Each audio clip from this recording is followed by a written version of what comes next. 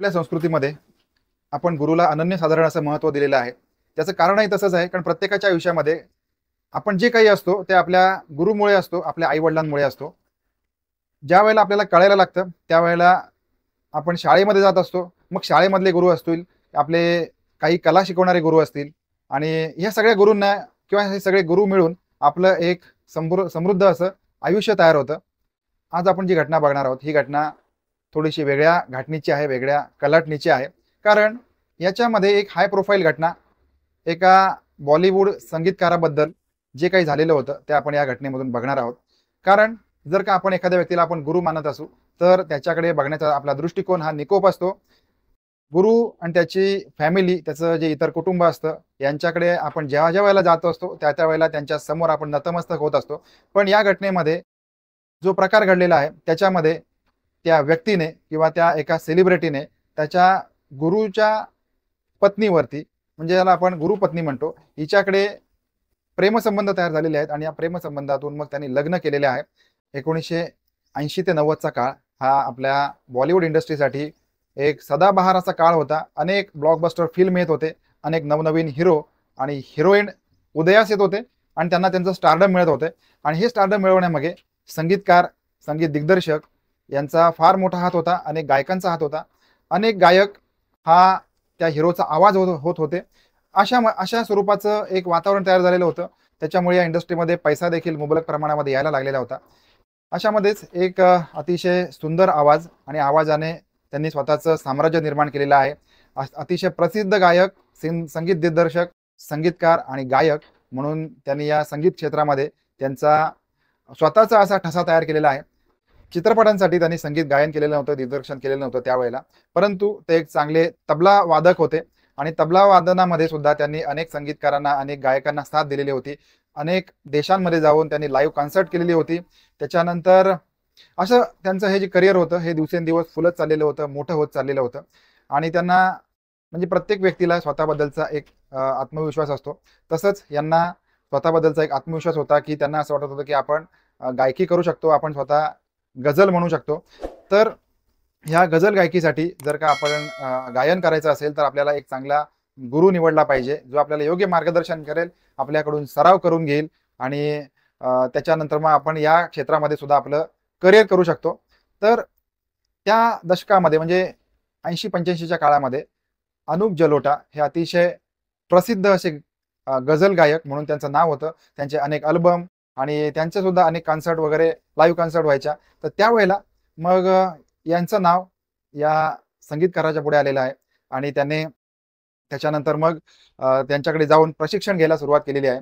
अनेक जे संगीत दिग्दर्शक असतात, संगीत शिकवणारे गुरु असतात, कलेचे शिक्षक असतात, हे त्यांच्या विद्यार्थ्यांना स्वतःच्या घरातला मेंबर असं समजून मग त्यांनी त्यांच्या घरामध्येच त्यांची शिकवणी घेत असतात. एका मुलाप्रमाणे किंवा आपल्या भावाप्रमाणे त्यांना वाढवत असतात. तर त्याच्यामुळे हे संगीतकार देखील किंवा गायक देखील तबलावादक म्हणून ज्यांचं नाव रूपास आलेलं होतं, आता त्यांचं नाव होतं रूपकुमार राठोड. यांना आता आपण यांचं फोटो किंवा यांचं चित्र आपल्या डोळ्यासमोर आलेलं असेल.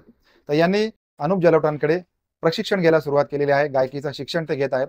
आता हे शिकत असताना अनुप जलोटांसाठी ते अनेक कार्यक्रम देखील आयोजित करत होते. त्याच्यामुळे मग यांच्याकडे, अनुप जलोटा यांच्याकडे त्यांचे जाणं येणं जास्त प्रमाणामध्ये होतं.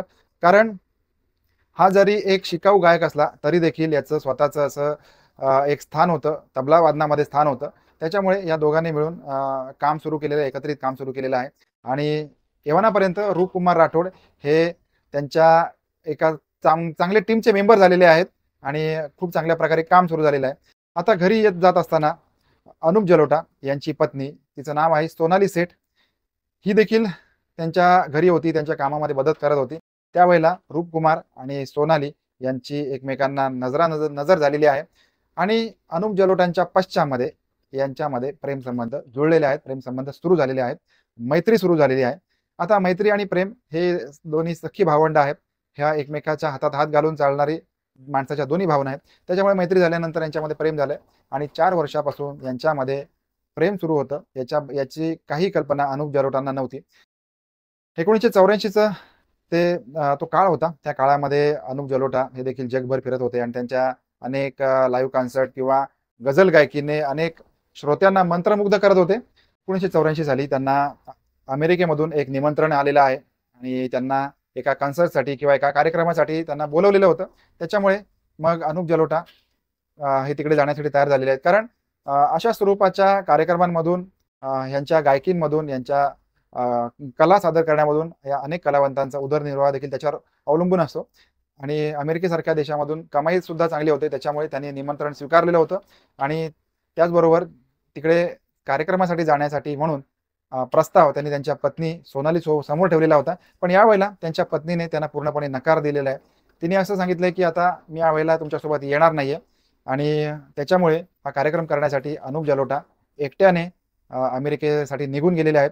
दुसरीकडे त्यांच्या पश्चामध्ये आता त्यांची पत्नी सोनाली आणि तिचा जो प्रियकर रूपकुमार यांनी घर सोडलेलं आहे आणि ते पळून गेलेले आहेत. पळून गेल्यानंतर 1984 सालामध्ये त्यांनी लग्न केलेलं होतं. परंतु मधल्या काळामध्ये अनुप जलोटा यांनी रूपकुमार यांचा विरोध केलेला आहे. आता ह्या सगळ्या प्रसंगातून अनुप जलोटा अत्यंत दुःखी झालेले आहेत. त्याच्यामुळे त्यांनी रूपकुमार राठोड यांचा विरोध केलेला आहे आणि विरोध अशा स्वरूपाचा होता, की यांना कुठेही काम मिळू नये या संदर्भामध्ये त्यांनी तजवीज केलेली आहे. परंतु त्यांचा जो हा प्रयत्न होता हा निष्फळ ठरलेला आहे. यानंतर अनुप जलोटा यांनी देखील 3 लग्न केलेली आहेत. सोनाली सेठ या यांची पत्नी सोडून गेल्यानंतर त्यांनी बीना भाटिया हिच्यासोबत लग्न केलं. काही काळानंतर बीना भाटिया हिच्यासोबत घटस्फोट घेतल्यानंतर मग आय.के. गुजराल यांच्याच नात्यामधली मेधा गुजराल या स्त्रीसोबत त्यांचं लग्न झालेलं आहे. आता त्यांच्या तिसऱ्या पत्नीचं निधन झाल्यानंतर त्यांचा पुन्हा एकदा संबंध जोडला जातोय. अनेक ठिकाणी ही तरुणी त्यांच्यासोबत दिसते. तिचं नाव आहे जसलीन मथरू. ही तरुणी अनेक कार्यक्रमांमध्ये वगैरे त्यांच्यासोबत दिसत असते. त्याच्यामुळे त्यांच्यासोबत देखील म्हणजे तिचा संबंध जोडला जात आहे. आता माणूस किती मोठा असू दे, यशाच्या शिखरावर असू दे, प्रत्येक माणसामध्ये काही गोष्टी सामान्य असतात, काही गोष्टी सर्वसाधारण असतात. ती म्हणजे त्याची प्रेमभावना आणि त्याची या वैयक्तिक जगण्याची जी आसक्ती असते, त्याच्या वैयक्तिक आवडीनिवडी असतात, ह्या पूर्णपणे वेगवेगळ्या असू शकतात. तर त्याचबरोबर त्याचं व्यावसायिक आयुष्य, प्रोफेशनल आयुष्य हे सुद्धा वेगळं असू शकतं. परंतु अशा स्वरूपाच्या घटना ज्या म्हणजे आता आपण ज्याच्याकडे काम करतोय किंवा ज्याच्याकडे आपण काही शिकतोय, ज्याच्यामुळे आज आपण मोठे होणार आहोत, अशाच व्यक्तीला दुःख देणे हे निश्चितच वाईट गोष्ट आहे. परंतु ज्या गोष्टी घडून गेल्या त्याला आपण परत आणू शकत नाही. या संपूर्ण घटनेबद्दल आपल्याला काय वाटतं? गुरु शिष्य परंपरेबद्दल, या नात्याबद्दल आपल्याला काय वाटतं? कमेंट करून जरूर कळवा. भेटूया पुन्हा एकदा नवीन क्राईम स्टोरीमध्ये. तोपर्यंत आपापली काळजी घ्या. धन्यवाद.